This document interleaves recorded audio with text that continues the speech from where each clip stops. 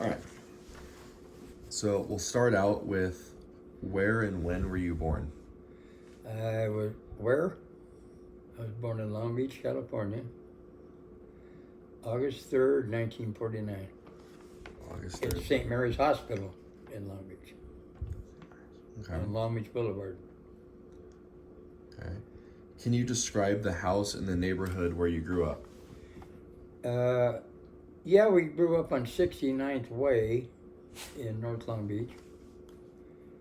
And I don't remember much about the house. I know my dad had built half of it. Him and his buddies built half of it, but that was the neighborhood. It was a great neighborhood. There was tons of kids, and we had more. It was a wonderful time of life. What are your earliest memories? Uh,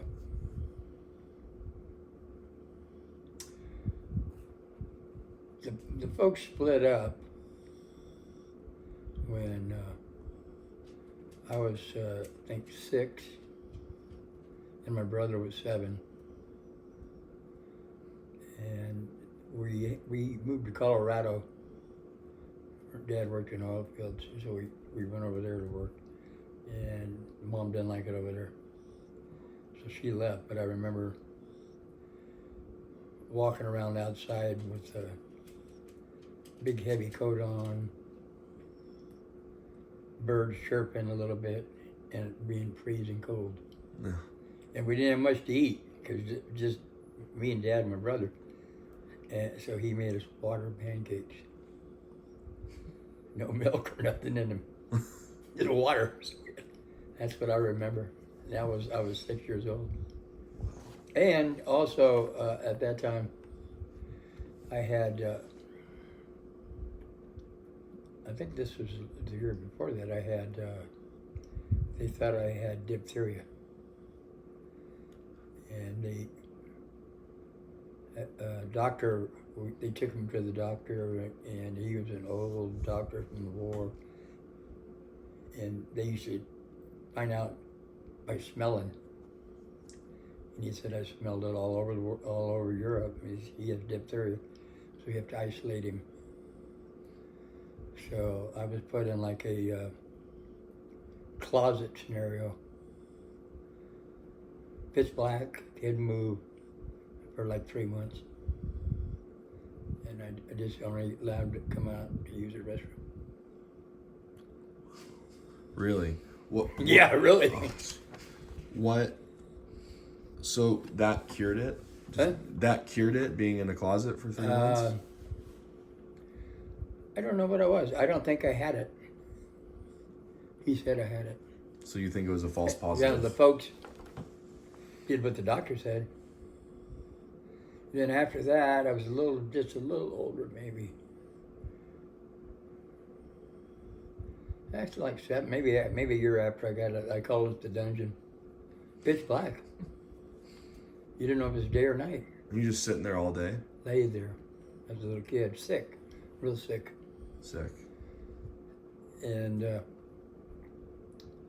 my mom was doing the dishes, and she was looking out the window, kitchen window, down towards the backyard.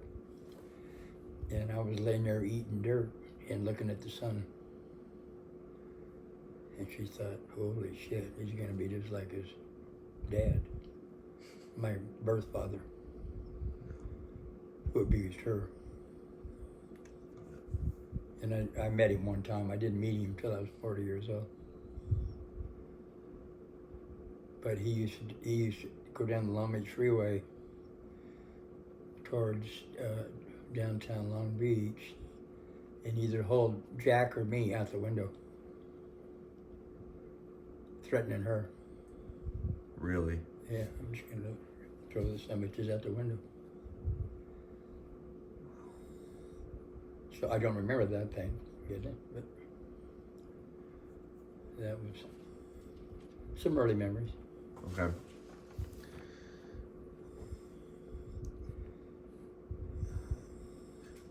What were your parents' names? Because you. What, their names? Yeah, because you mentioned that you were adopted, right? Could you tell us about that? No, Dad never adopted us.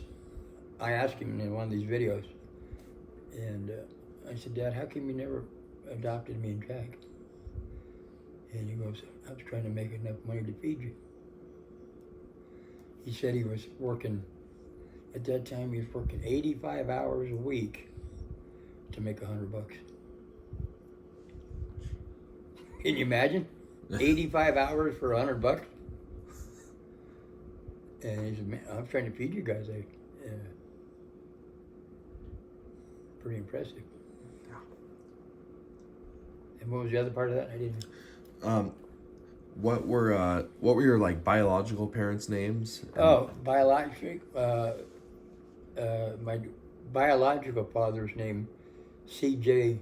Bruton, B-R-U-T-O-N.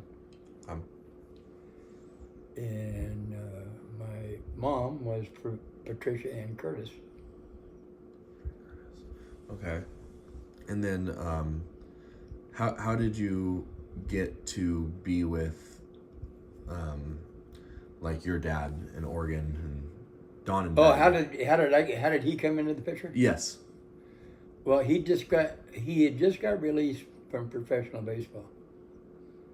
He was in Billings, Montana, hurt his arm, and they didn't have any fixes in them days. So and you didn't get a ticket home. You just got released.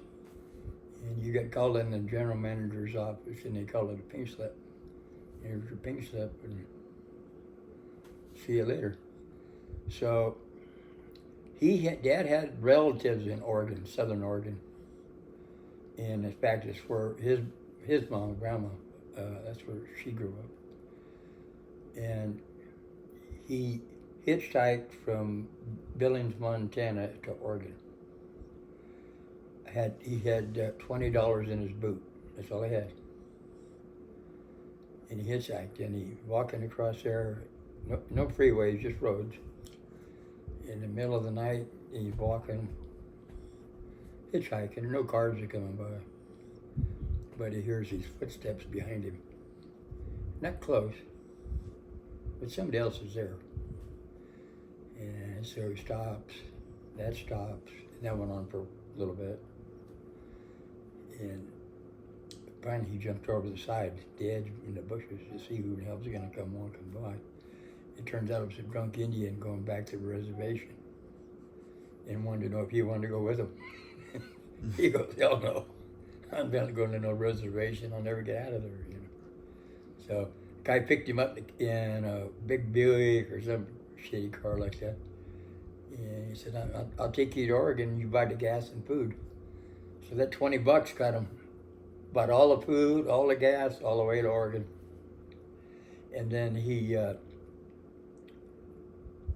Grandma and Grandpa from North Long Beach, they drove up in the pickup to get him in Oregon. 2 days. No freeways. And then on the way back, their uncle came back also. And so Dad and Grandma laid down on the back of the pickup for 2 days to get back to Long Beach. So they got back to Long Beach. And then he just got released, like I said. And so my mom called him and said, could you help me move? And he knew she was married. And he goes, well, you know, I wonder why her husband can't help her move. But he said, yeah, I'll help you. And so he helped her move, and then found out about the other deal. And so finally they got together after that. And the CJ guy, he was spreading rumors around Long Beach because they was all heavy drinkers. The bars, all men in them days were, not all men, but everybody had a local, there was a neighborhood bar in every neighborhood. You know, you go down there and have some beers and bullshit and all that kind of crap. But this guy was spreading rumors like he was going to get my dad and beat him up or some kind of crap like that. So Dad got word of it, and he went looking for him, and he found him in some bar in Long Beach. And he said, you know, if I ever hear any of this kind of crap that you're rapping off with your mouth again or whatever, blah, blah, blah, he said, it's going to be the end of you. I'm going to stomp in the ground like a... And that was the end of it. And another CJ was a big chicken. Take your shit. And so him and Mom got together. And, you know, we knew him as Dad. And we didn't know he wasn't our dad until I was 13. So him, Don, and your biological mother got together? Yeah. Got it. And what was your biological mother's name? My mom. Right. What's her? Patricia Ann Curtis. Okay. So did she go by Betty? Is that her? The Chico is like my grandma, my mom's mom. Uh-huh. She was it was a guy that she married. It was like her fourth marriage. Got it. They lived in Las Vegas. They lived in Mount Charleston, which is outside of Las Vegas. And she's another story, his character. Got it. That's how they got together, and then, you know, we didn't know. I mean, he's a great dad. When did you move up to Oregon? I never did.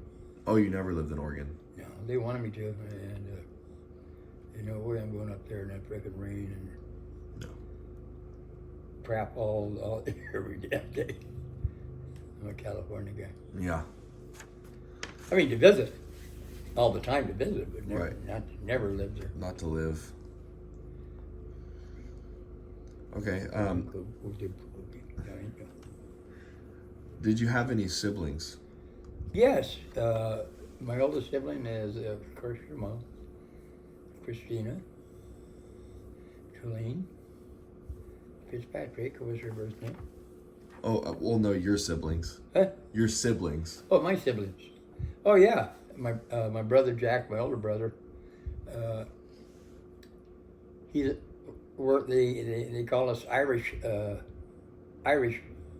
twins, because we not in the same calendar year, but we was born in 11 months apart. Got it. So they call that Irish twin. Yeah.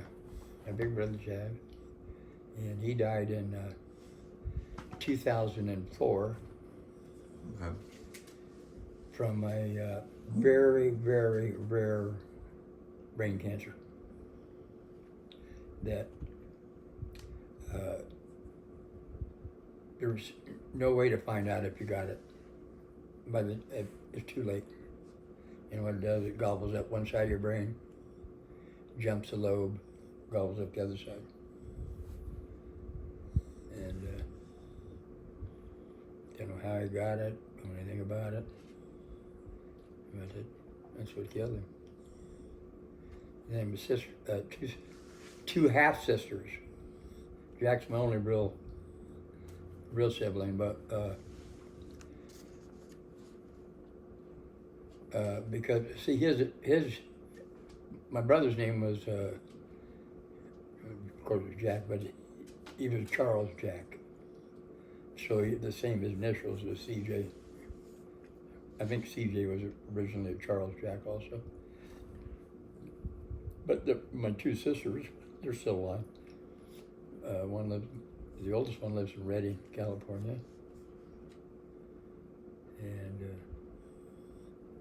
her name is Susan Lynn Carver, 73. Gonna be 73 in 3 weeks. And then, I don't remember Sheila's middle name. Sheila.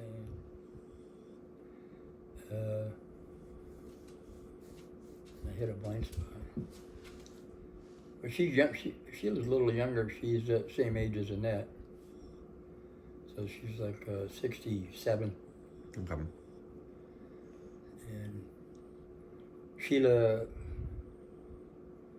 man, she's gonna kill me. Not remembering her name. Tilton's her last name. Got it. And they live in Whittier. And she's your biological sister? They're both half.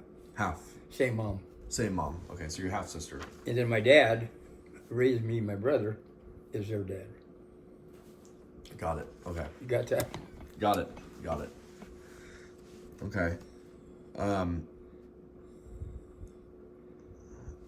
Did you know either of your grandparents on either side? My grandparents, my dad. Not anything else I talk about is no CJ because I don't know anything about it. Okay. But my dad, they lived in, he grew up in North Long Beach. Okay, so the grandparents lived in North Long Beach on Port Street. And Samuel Lawrence Fitzpatrick was his name.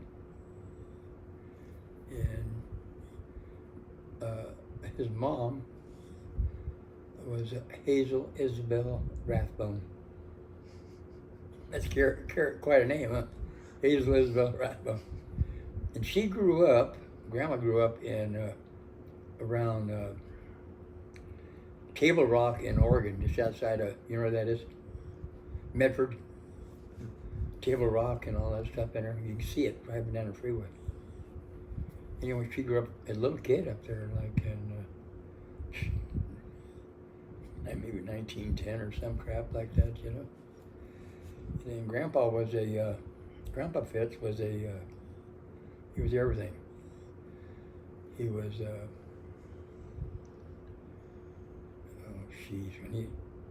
this story I heard when he was young, he was a bootlegger, a baseball player, a piano player, a dancer, a singer. He did it all. A little guy. And Henri, his son of a bitch, you ever want to talk to. And if he didn't like you, you knew. And I was his favorite grandkid. So, I mean, me and him sit on TV and watch baseball all damn day. And but he showed favoritism towards me against my brother and my sisters. And so they jumped him about it, and he goes, "I don't care. It's just the way it is." Yeah. And Grandma was a typical grandma from those times. Spent most of the time in the kitchen with an apron on. Little grandma cook. And he developed. Then me and Dad, when the folks split up, me and Dad lived with Grandma and Grandpa for a while. They had a little building on the side of their house, like a little carport thing, and we lived in there for like a year or so, me and Dad. And good people. They were really good people. And they both worked at. She was a Blue Star. Grandma was a Blue Star mother at St. Mary's Hospital in Long Beach. And for like 30-some years. And Grandpa was a painter at St. Mary's. Wow. And in them days, you just painted with a brush. Every room in that friggin' hospital. Take months and months, and you start over. For 30-some years. And they used to take me down there, after Grandpa got sick, they had, in them days he didn't know how to fix lung cancer. So they took out one of his lungs and they cut him almost in half. The scar went like this, all the way around his back, all the way like here. Not quite all the way. So they could get the lung out of there. And that poor bastard was in so much pain. Just agony. he was already pretty ornery, so that made him real ornery. And he was funny. But anyway, that's Grandma and Grandpa. Okay. Where did you go to school? Which one? Middle or elementary, middle, high school? Elementary, I went to Star King Elementary in North Long Beach. And in fact, it was the same school that my dad went to in elementary school. And we had the same second grade teacher as my dad. I can't remember her name. Dad, it's on. I have it on her tape. Dad remember her name, but same lady. 20-some years later. We went to Star King, and it was part of the home life wasn't too good then, but the Star King was. It was just so wonderful. We played baseball every freaking day out there, and it was just the best time of my life. And then what about middle school? Oh, middle school, I went to Hamilton Junior High School for 7th grade. And then the folks were split, and they was trying to shuffle the kids around. You could live here, blah, blah, blah. This is all my stepbrothers and sisters and shit. There was like 8 of us. And so they shipped me and Jack off to Vegas. So I was there for a year in Las Vegas. I don't remember the name of the school. And we hated it so much that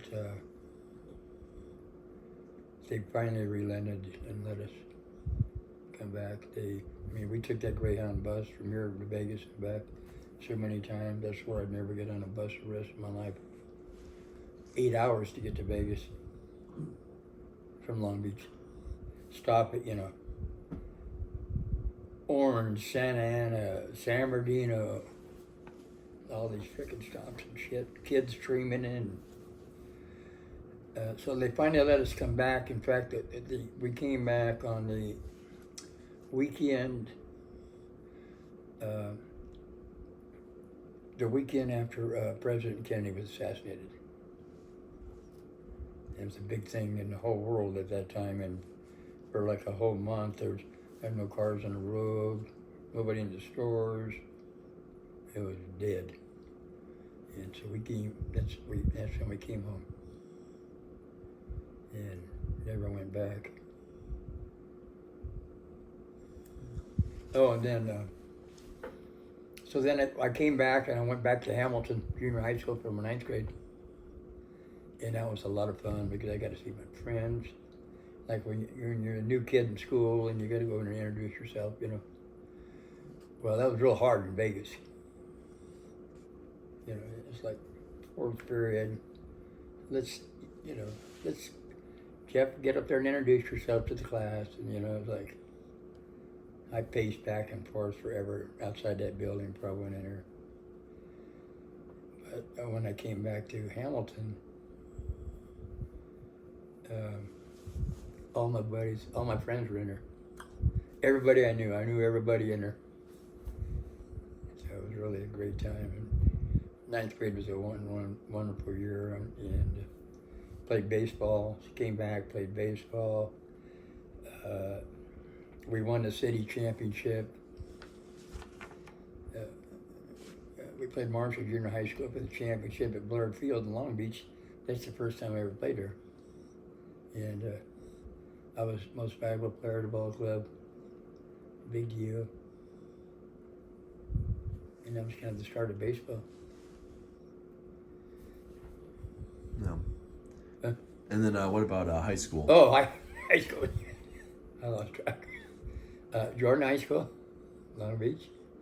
Yeah, same high school my dad went to, and mom, and biological father, and Betty. All of them went to Jordan. So I went to Jordan, and at this time, when I went to Jordan, at that time we was living on Cerrito Street in Long Beach, North Long Beach. with Betty. Dad and Betty had got together. He'd married a couple other gals along the way to give us try to give us a mother a home thing, you know. Well, the girls that he married were from the bars, so none of those worked out. In fact, one of them stabbed me right here. We was having supper, and I reached in front of her to get the butter or something, or the potatoes. Steak knife stabbed me in the hand. Right here, she got the scar. Why? Just because? Don't ever reach in front of me. I never did. But she didn't last long, but my dingbat dad married her 2 times. Her name was Darlene. Mean, really, really mean lady. And in fact, she had a daughter, I don't remember her name. You know, it's just Darlene, her daughter, and me and Dad. And she called us for dinner one time, me and her daughter were in the backyard. And I buried her in the dirt up to here. Dug a hole and buried her in it. Darlene? No, the daughter. Oh, Darlene's daughter? And so she poked her head around the side of the house and started yelling at us. If you didn't show up for dinner on time, then you was in trouble. And the girl was starting to get out, and I was laughing. She got pissed. So she said, wait till your dad gets home. So Dad come home. We always had a few beers in him. And she told him, and he said, okay, come on, son. He's for them thick cowboy belts. Now, we got spanked for them a lot. Pull that damn belt out, and he's coming to the bedroom, going in her. And he said, okay, tell me what happened. I told him. He said, I'm going to wall up on the bed here a little bit. I want you to haul rod every time that I do. And she peeked in the door. And that was the end of them. She was so mad. You can take that belt after her ass. So that was pretty soon after that when I moved in with Betty. Me and Jay. Yeah. That was Jordan. Okay. Oh, no, back to Jordan. Yeah, Jordan was a good time. I loved high school. Yeah. I wasn't a student. You know, I didn't go there to learn. We lived a pretty chaotic life at that time. But I had wonderful friends. I had bazillions of friends, great friends, great times. I couldn't enjoy high school more. What year did you graduate? 67. 1967. 1967, yeah. And played football. Played football 1 year. I played football because my dad wanted me to. He played on the 1948, I think, Jordan football team that played in the CIF championship game in Pasadena. And that year, I have all these photos at home. They're real newspapers. That year, it's the first time they ever beat Pauley High School. And they beat them 7-0. And 5,000 people marched home from Pauley to Jordan High School. 5,000 people. Pretty big deal, huh? I got the newspaper clipping on. It's a huge deal. Yeah. And so I played 1 year. He threatened me. He said, you know, he was a pretty good cusser, Dad. And he called me every name in a goddamn book. And I said, I'm not shaving my head to play football. And he almost disowned me. Well, that was for the boot camp, for the summer boot camp, you know, when they had the 2 days and all that crap. They still do, all the. And then I signed up after that. So I didn't have to cut my hair. Yeah. And then in the baseball,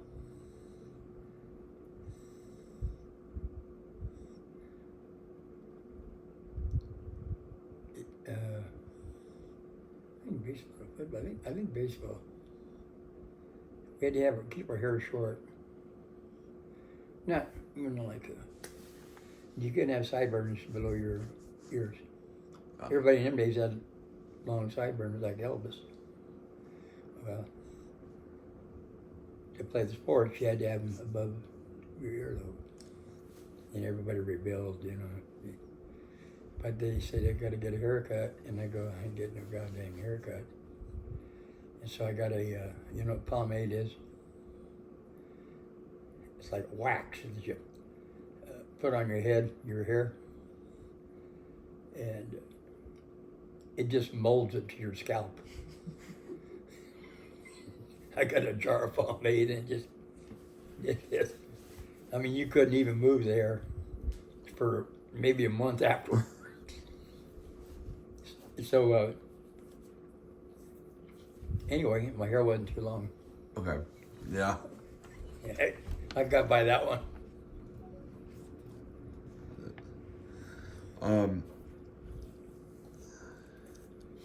Did you have a favorite subject in school?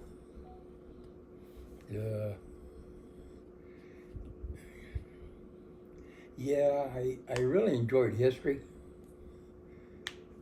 but I couldn't test in it. I didn't know how to take a test. I couldn't remember dates and places. I mean, I'd study that goddamn history, and I loved it. Then it would come like next day or 2 days to test. I couldn't remember if it was 1815 or Daniel Boone or Joey Boone or, So yeah, I liked that, but the rest of it I hated. Yeah. What was your first job? First job.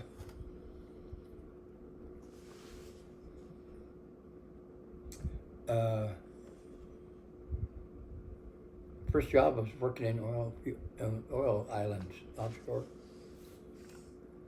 Down there. I was a roustabout. And a roustabout is a low guy on you do all the shit jobs. But you had to take a boat to work. You had to take a boat to get out there. And you couldn't leave early or you're taking the boat back. And I hated the job. The only reason I took it is because my dad made me. And I got fired. They caught me sleeping. It was a graveyard shift. And I hated every second of it, working out there at night. And then what had happened when the, what was the Unarmed Man show? What was that show? Huh? Fugitive. The Fugitive TV show. It's a real big show. And it went on for a long time. It was my favorite, everybody's favorite show. And I stayed up, it didn't come on till like 10 at night, so I stayed up late to watch it, and then went to work, and then I found a place where I could take a nap. And they caught me in adios. Well, my dad was so pissed off about that because that was his friend. I mean, that was the beginning of some troublesome times. I didn't move out till a couple months later, but I did move out. When you're 18, I think you know everything anyway.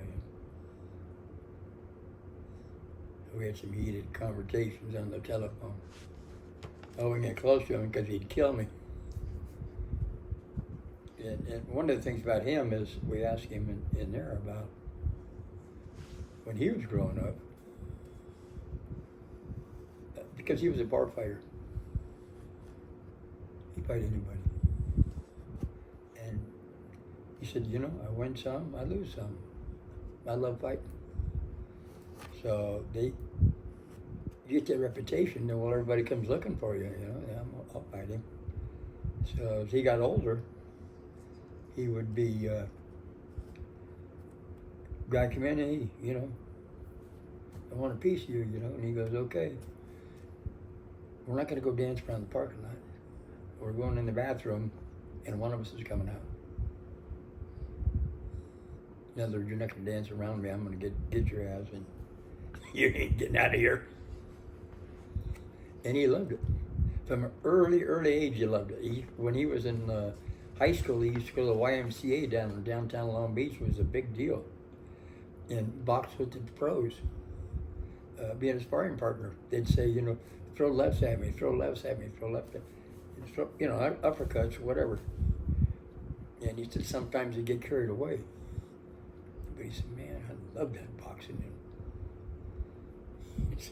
So that's another little piece about him.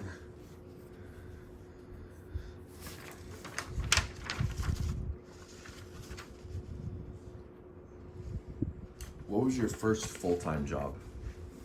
First full-time job?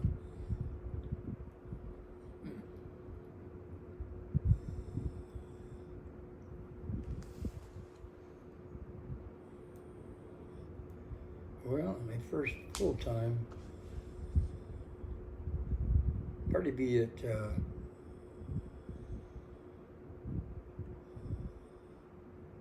I'm kind of hitting a blank on that. I think it's probably Value Welding in Paramount. Jim Valentine, building water trucks. That was there, and that was full time, and I had to have I had to have a full time job. Then that was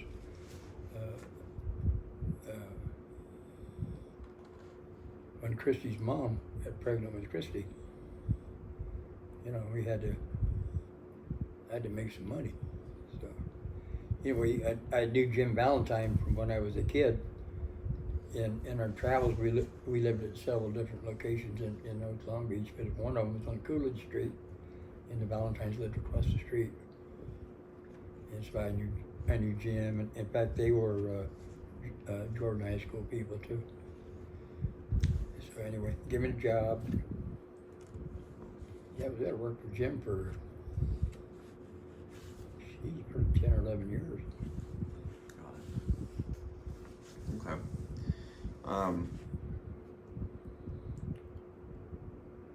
How did you meet your spouse? The kid's mom.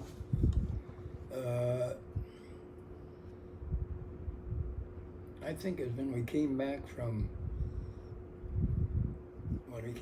Las Vegas, and I had to go in the office, get papers and your classes and all that stuff, get reintroduced in there, and she was one of the ladies in the office, and then we kind of developed a relationship too. She was like working in the office, or she was? Well, like the kids work in the office. Oh, got it. For a period, Got it. Yeah, that's how we met. Okay, so that was in 9th grade? That was 9th grade. 9th grade. And then did you date throughout high school, the full duration? Yes. We dated all the way through high school. All the way through. When did you get married?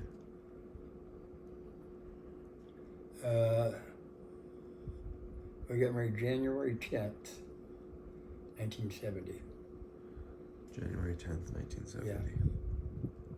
Where was the venue at? Where did you get married?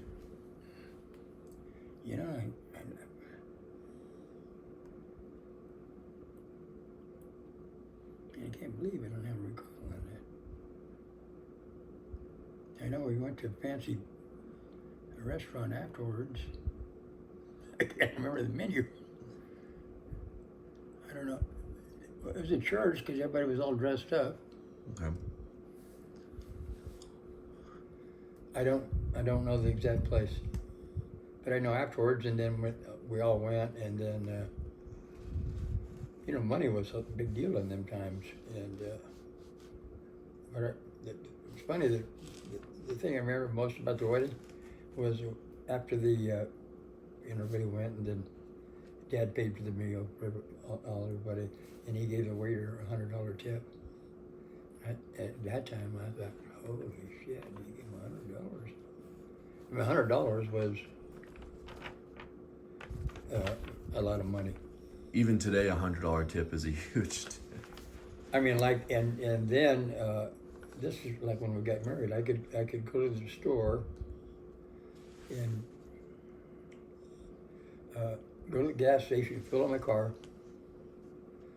get a pack of smokes and a quart of beer, and get change back on a $5. On a $5 bill. Yeah, $5 bill. I mean, isn't that amazing? Or what? And you get change back. I give it like 80 cents back or something.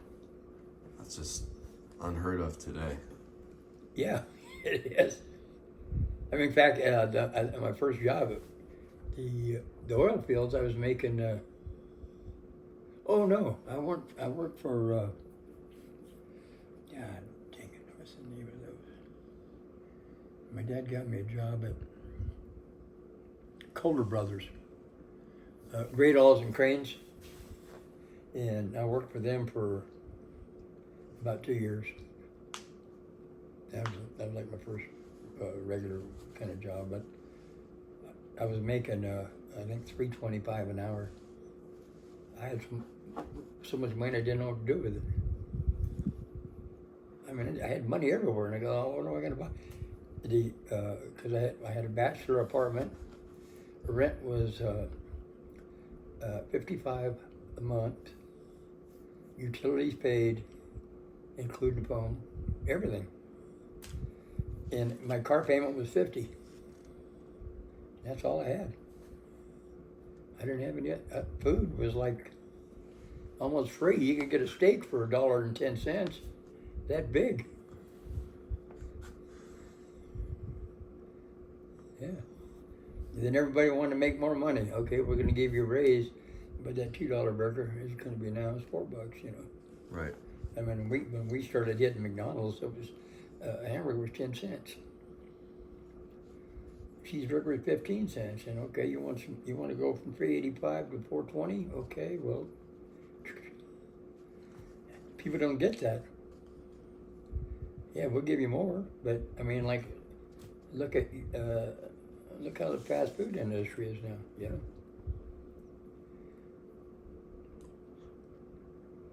Do you think it's interesting that now fast food employees make $20 per hour? Yeah, what? They make $20 per hour. Yeah. Did you ever think that would ever happen? No. The one thing on the fast food was, and people got all these frickin' opinions about it and crap. The fast food, working in a fast food place, was an entry-level job for kids, high school and college kids, to learn how to show up on time, be presentable, you know, manners and all that kind of stuff, and to teach them to work. It wasn't to be a career. And now you get the minorities out there, and they're protesting about this and that. Well, they don't make enough to get an apartment or whatever. Well, the hamburger joint isn't the place where you go to make money. It's where you go to learn how to work. So now they make more and more money, and now I mean, like the outfit you work for. I read the other day, you got a top manager making $200,000. I mean, back then, the thought of being there and making $200,000 is like a multi-millionaire, you know. So I mean, where you work for a good company. I mean, if you want to make some money, you can go up the ladder. I think. From what I know, they do all the promoting within. And I don't know how many bosses you get at each location, but put your nose down, work hard, and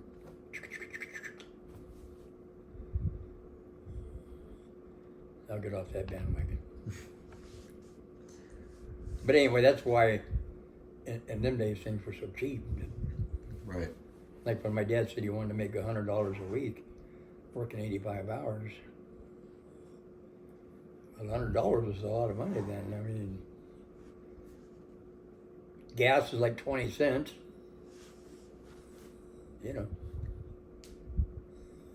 Right. So it's just.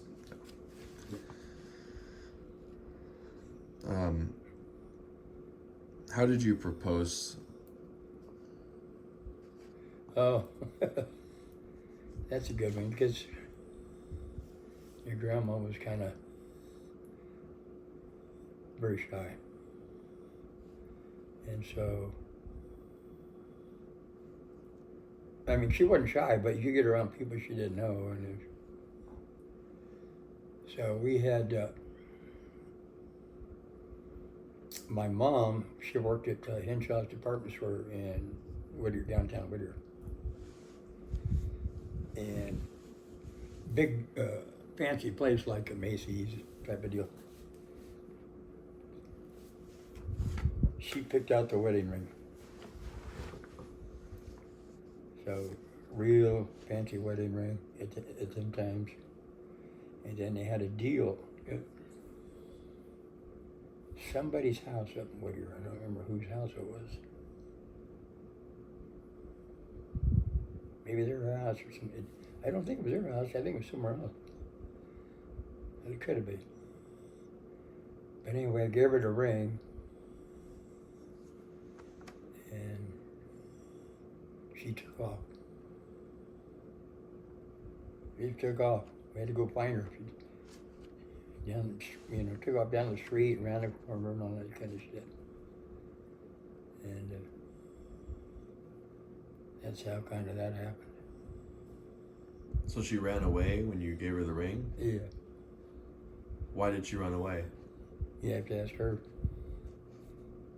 But she ended up saying yes, obviously, at Oh, some yeah, point. yeah. Yeah, so we got married. And then, of course, the kids. And we had some good years. And you had 3 kids, right? 3 kids. Your mom, Jennifer, and Luke. Do you have any favorite memories as a parent with your kids? It's hard to have a favorite memory because they're all special in their own way. If you could pick one highlight from each kid. I think the biggest highlight I had with all of them was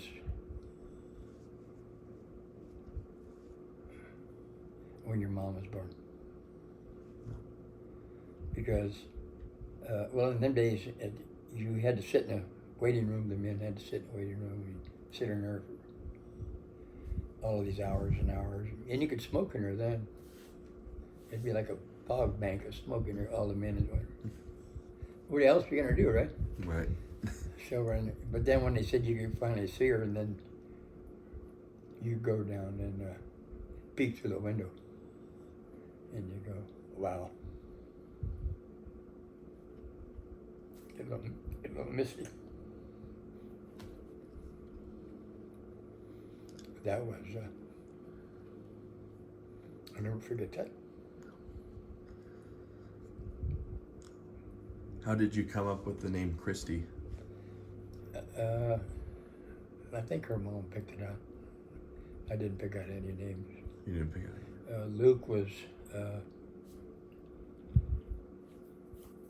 Jennifer got her name because we went back and forth on the names. There was a girl I went to high school with, Jennifer something. I hated her. And I thought, again, my daughter can't be that name. She was a kind of a tall girl. This Jennifer girl in school. She'd beat the shit out of anybody, boys, anybody.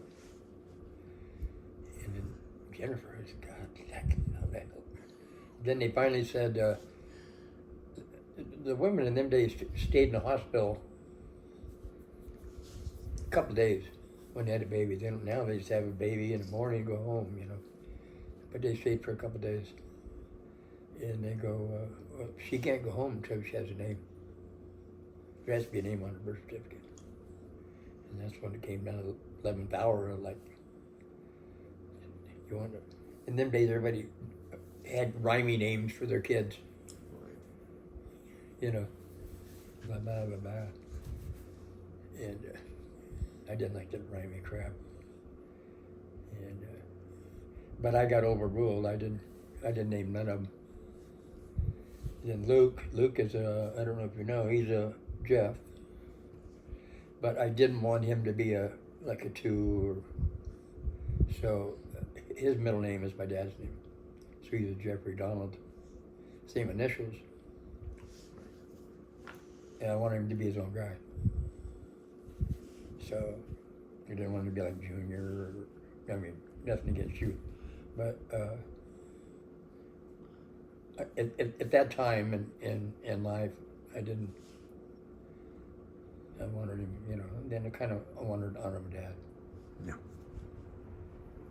So, Right. Okay.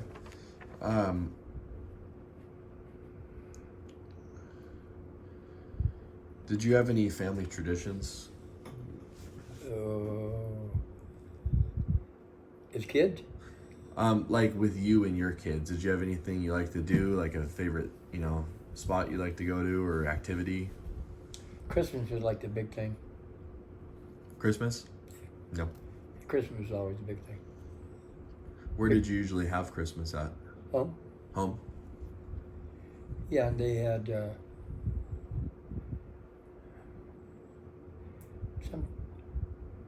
her parents would come over, but it was a big, when we was kids, it was a real big deal, and the grandparents would come over, and we had to, you weren't allowed to, we got up like 3 in the morning, me and my brother, and one morning, one Christmas, we got up at like 2 and changed the clocks. And went in and jumped on the folks' beds, and they go, oh God. So they would always get her stocking, and we could have the stocking under bed, you know. Right. And then we go in there and open it. So everything was, it was completely done. And it was like 10 to 5 in the morning. They could have killed me and my brother. All the presses were open. Oh. We're at the door with our new bikes ready to roll. You know, it's still dark. Yeah, that was a fun time. Okay, and that was with you when you were a kid, right? Christmas. Yeah. Okay, and then what about like when you as a parent? What about it? Like, what did you guys do for Christmas? Oh, it was a big deal. I mean, I remember one year we had. It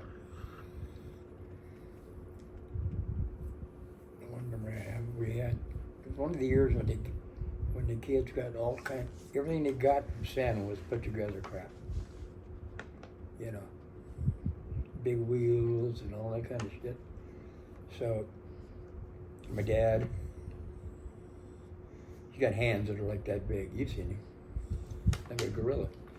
And Betty's dad, Floyd, he lived on Cerrito Street, across the street from the folks where Betty and Dad lived.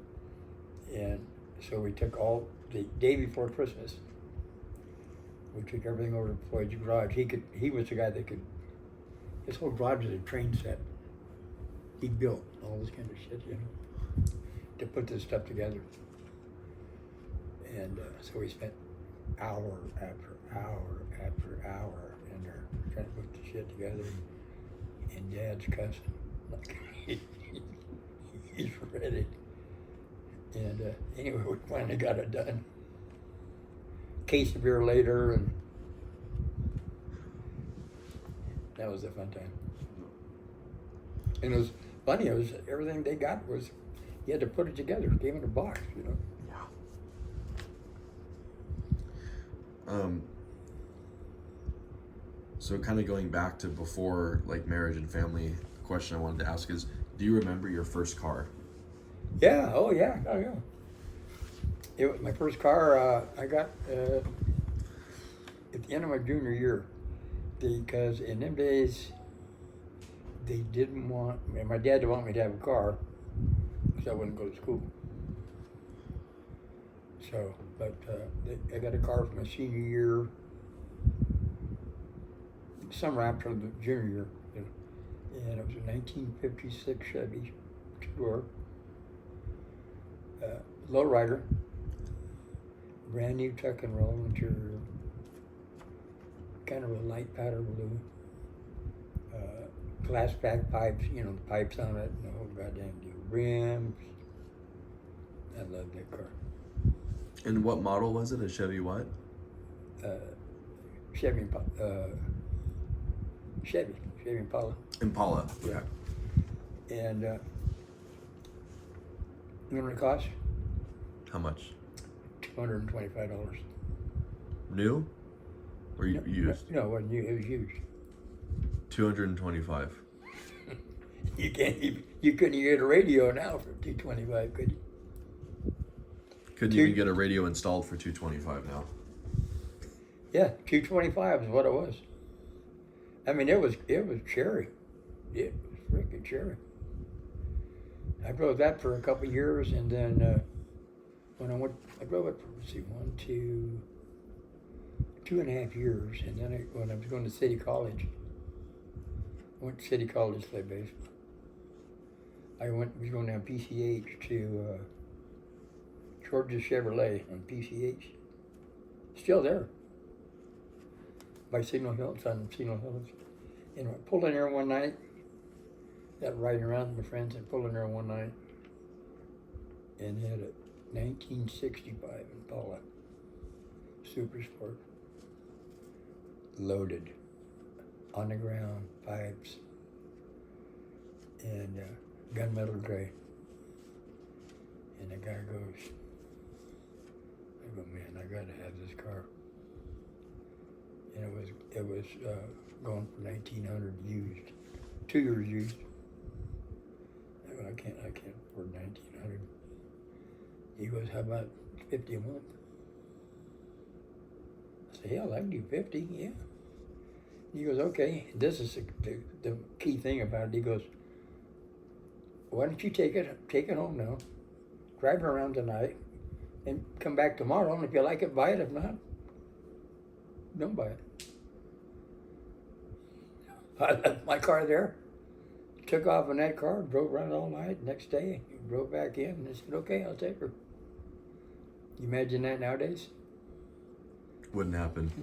It wouldn't happen. And the payments were 50. And you paid in cash? You just went there every month and paid? I don't know how. But it was only $50. Yeah. Wrote him a check, or I don't know how it was. Got it. Okay. So moving on to this. What major historical events do you remember living through? Geez, a lot of. The first one would be Kennedy being killed. Huge, absolutely the biggest. If you was alive at that time, it's like 9/11. Even worse, it was the idea of President Kennedy being killed, and you know, and landing on the moon. That was like, I think a year before. That was, I mean, everybody was. I wasn't into that too much, but everybody was. That was just before my grandpa died.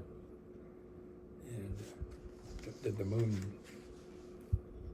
moon thing was like, I mean, for thousands of years, people have been looking at the moon, and to actually have somebody go up there was like a real big deal. You know, like when Mars is going to happen, it's going to be like the same deal. Yeah. Let's see. historical events. Well, of course, Vietnam. Vietnam. I'll tell you a quick story about Vietnam. They used to do the ping pong ball numbers. Yeah, I don't know if they still do. For the draft. Yeah, do they still do? But so Betty stayed up all night to see where me and Jack was, because we was in the first ping pong thing. And I was going to city at the time, and I had a 2S, which is a school deferment, and I dropped my school deferment to get into the first ping pong thing. And Jack, I think Jack was like number 40 or some crap like that, and I got like 340. Well, the first 300 went to Vietnam. And Jack was 40, right? He didn't go. He went to Haight-Ashbury in the hippies. Stayed up there for a couple of years. You've heard of Haight-Ashbury, and I'm gonna look it up sometime. That's huge. And he was up there. It was like the, what's that other big one, like Haight-Ashbury? Woodstock. Same deal. He was up there, my dad was furious at him. He disowned him. And so much so that Dad went down and joined the Seabees in San Diego. Seabees are what to build roads and all that kind of shit when you land, and to try to set an example for me and Jack. Well, Jack hit adios, and I got a good number. So after that year's up, you're out, you're free. So I never had to get a physical, they never called me for nothing. I was on free, but they was after Jack, and then President Carter had the amnesty. It was a $5,000 fine and something else, and then you could legally be okay. And so they paid that for Jack and got him back okay. And then Dad was a big reader and historian kind of guy. He apologized to us later about what a farce Vietnam really was. All the guys that got killed over there. In fact, there was a guy named Jim Harnden, and you could go on a buddy plan, like we could go together. We're gonna go to the same camp, blah blah blah. Everywhere we go is gonna be the same, and they called it the buddy plan. And me and Jim Harnden were gonna go on a buddy plan, and I backed out somehow. This is when we were still in high school, and he got killed the first week there. Jim Martin. I got that picture of the old bed in my phone. But that's a big memory, and of course, the Reagan shooting wasn't that. I don't know. It didn't seem like that big a deal. 9/11. Of course, 9/11 was like, you gotta be kidding me, man. This is how they make movies and stuff. This isn't real. It still has to bother everybody who's ever seen it. Imagine those people in it. Just simply be sitting in one of them rooms on the crapper. Boom. Never even knew what hit you. A lot of stuff, but those are big. The birth of Christy. Yeah. That was probably the biggest. No. Was the birth of Christy different from the birth of Jennifer and Luke? Was it special in some way because it was the first? Yeah. It's always special, the first. Then, Jennifer's was too. Luke's was too. If you have two girls, you kind of want a boy. We got a boy. Yeah. But the first one, when you first time you get to see him. Yep. Okay. What changes have you seen in technology and society over your lifetime? Changes in what? What are the biggest changes that you've like witnessed in changes in like technology over your lifetime? It takes like 4 days to. I mean, start with those things. The phone, the phones. The phones. We used to when we was young, you always kept a roll of dimes and quarters in your car. Everybody did. Payphones.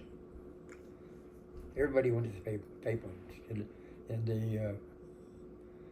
the what they did then that they don't do anymore. If like say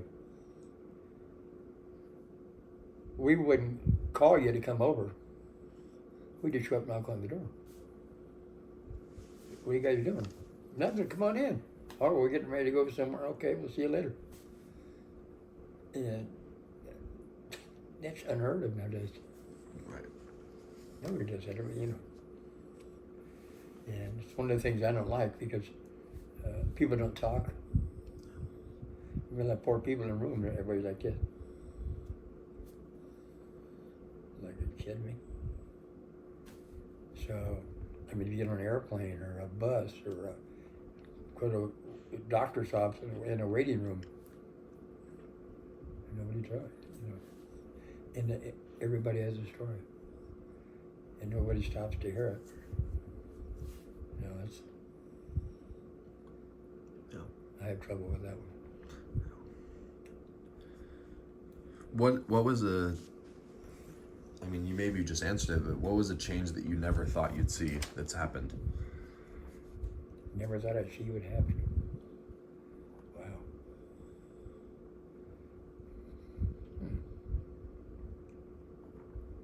Never thought it would happen, but did happen. Yeah.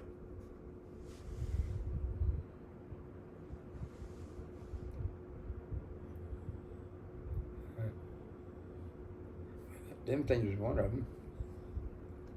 TVs. Yeah, TVs when we was young, everybody had a black and white TV. It's like color television to the technology we have now. You didn't think we'd. Yeah, well, I mean, even color TV, was a big deal. We had when I had my bachelor pad, I had a 19-inch black and white portable that somebody gave me. And you would have to, rabbit ears, of course, you would have to, it would start rolling, the picture. And then you go, turn the screw a little bit, turn a little more. Get the picture to hold still so you can watch the damn TV. Then you go sit down. Son of a bitch. So you get a knife or supposed to use a screwdriver in the back, adjust a little bit. And, anyway, I had that bachelor pad, and I got back there and started rolling. And kitchen knife, butter knife, and that thing. Next thing I knew, I was across the room on the floor. I got electrocuted.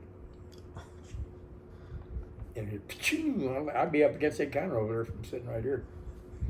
Head through. It's like, what the hell happened? And that was quite an experience. I can imagine. And then I'll tell you another story about that place. And it had a long hall like this.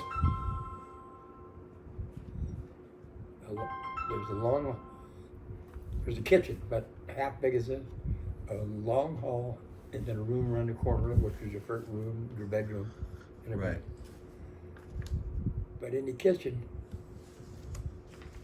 I had two hamsters, Rudy and Ruby. And I couldn't find them. They must have got out or something. I looked at the house. upside down day after day after day. I could never find Rudy and Ruby. And on Friday night, I would reward myself. I'd get a steak. Cost $1. And cook that steak, sit there at a little table. And I'm sitting eating that steak, and I looked down there at the milk bottles. There's Rudy and Ruby in the milk bottle. They'd been in a week, no hair on them. Still alive, scratching to get out. Never forget that. You save them? You got them out? No, they was too far gone. Been in there, I don't know how in the heck they got in that damn, the glass milk bottles they used to have. Right. So They they still fell. do. They fell in and couldn't get out. Hmm? They fell in and then they couldn't. Well, they had to climb in there somehow. Right. But I'm sitting there eating, and I go, holy shit, there's Rudy and Ruby. Yeah, I never forgot that.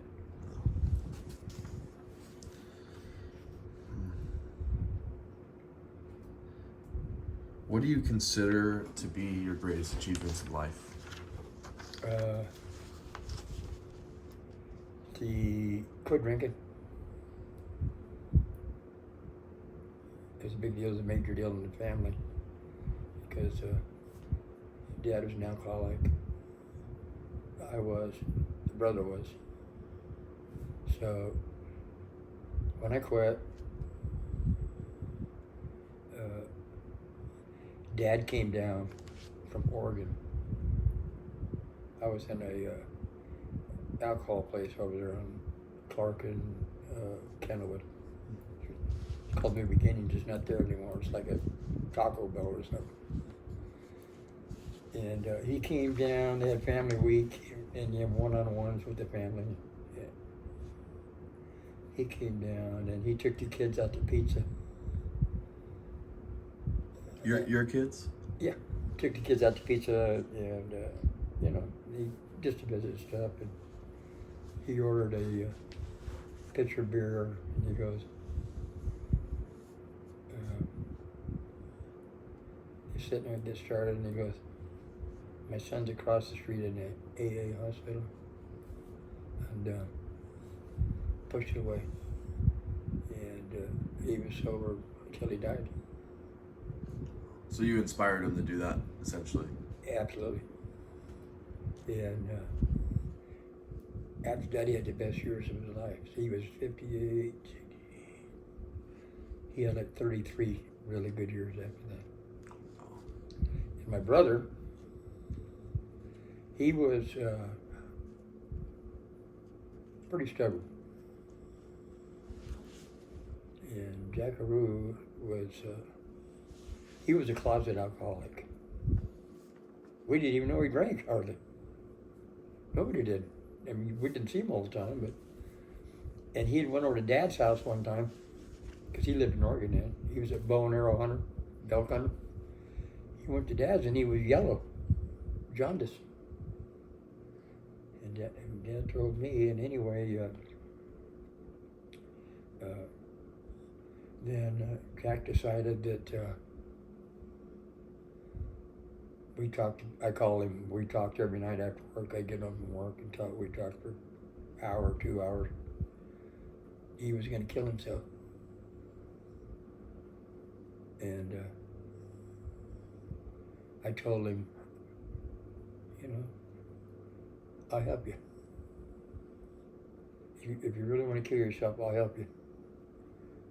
But you got to do it sober. And so he went into a program.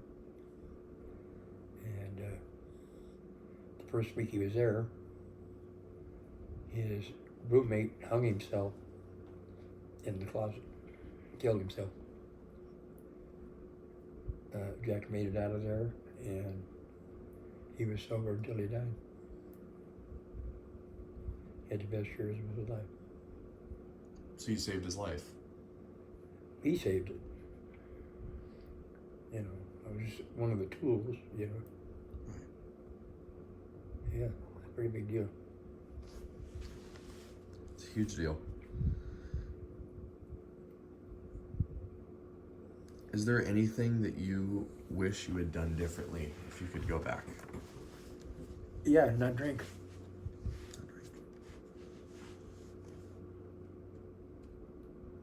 Yeah, that'd be a no-brainer. Yeah. What advice would you give to future generations? Get rid of your phone. They won't do that. Future generations would be,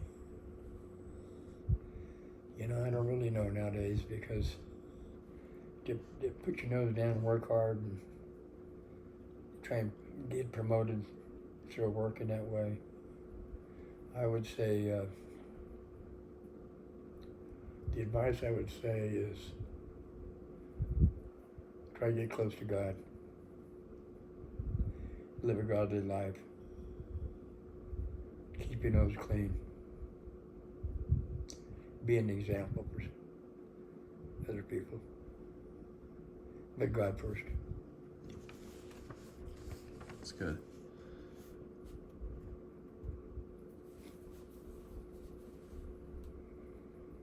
How would you like to be remembered?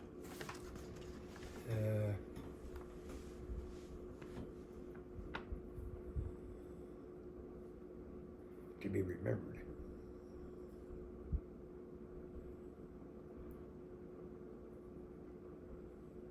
I don't know, that's kind of a tough one. I don't know why. I think just the fact to be remembered. Yeah. Because I read something a while back, it's like, let's see, how do I put this?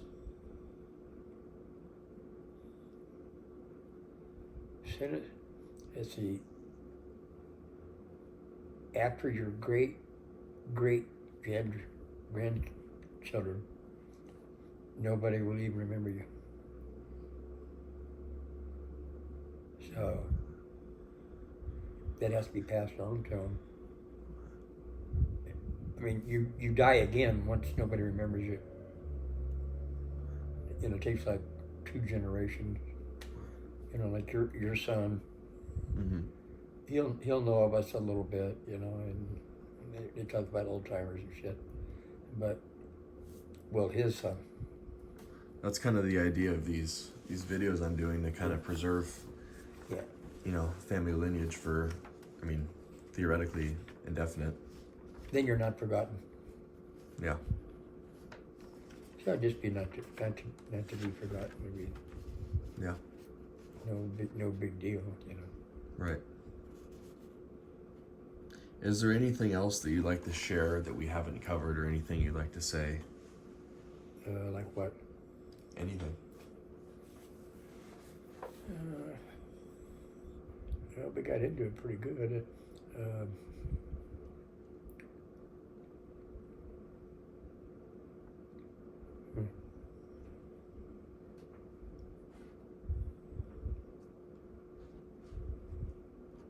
No, I would just say, I would say the biggest thing is to follow the Lord in everything you do. And if you do that, then I think you become a pretty good person. Yeah. If you mean it. If you're a phony baloney, then you're a phony baloney. And try to live a life of example for others. They see you, they see how you are, and they go, hey, I'd like to be a little bit like that guy. I'd like to go to work like that guy, or whatever. Right. That guy's good with kids. Okay, I'm gonna be better with kids. Just be a better person. I can't think of anything else. I probably could, but not off the top of my head. Right. Okay, and then also one thing that I kind of forgot to cover is if you want to talk about kind of your recent kind of like maybe, think past like 5 to 10 years of life. Like you've obviously been married again, so do you want to? Oh yeah, that was part of the. I think other than finding the Lord, was finding her. Was the biggest thing in my life. We met on I don't know if you know how we met. She had lost her significant other, passed away about the same time that mine did. And don't want no part of no relationship with nobody, we just want to be left alone. You might think, that's when I was living with you guys. And then, I just go to the golf course every day, just hang out, something to do. Well, so did she. That's where we met, at the golf driving range. And then when Dad got sick, when Betty got Alzheimer's, mm-hmm. well, he needed help. I mean, he don't even know what those phones are. And he's got to get a hold of state aid and all these agencies. She went through it with her mom.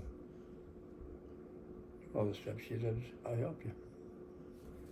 So we went to. I said, "Okay." So we met at a coffee house where they had the computer crap. It's called the Grounds over in Long Beach. And I showed up over there, and we went in there. She was in there, and I said, "This place is full of people doing all this stuff." I'd never been in one. In a coffee shop? No, where they did all that stuff. Yeah. I go, "What the hell is everybody?" They have a standing room only. And so I said, "I never see what the hell's going on here." But she helped. She got Dad lined up with this state agency, you name it, all this crap, major stuff for Alzheimer people. And then so we just kind of became friends after that. Hung out for a couple of years. Right. Maybe 2.5 years, just kind of see each other to range and hit balls and stuff. And then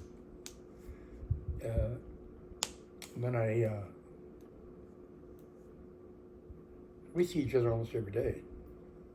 Walk the dogs or hit golf balls or something. And one day I told her, I go, I told her to sit down or whatever.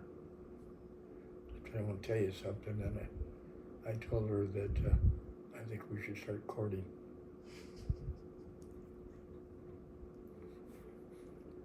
She flipped out. "Oh no,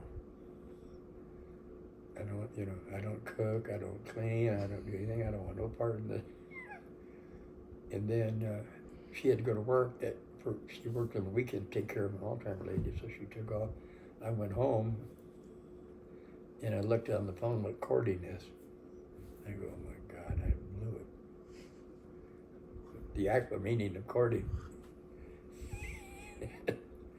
Knowing that she was going to look it up too. So I apologized later. Yeah. Anyway, we kicked it up a notch, and then, and then in COVID, when I was living with you guys, when COVID, this is right after Dad died. Dad died in July. COVID kicked up. Well, I basically couldn't go home. Remember COVID in Right. Savannah and all that stuff. So I stayed over there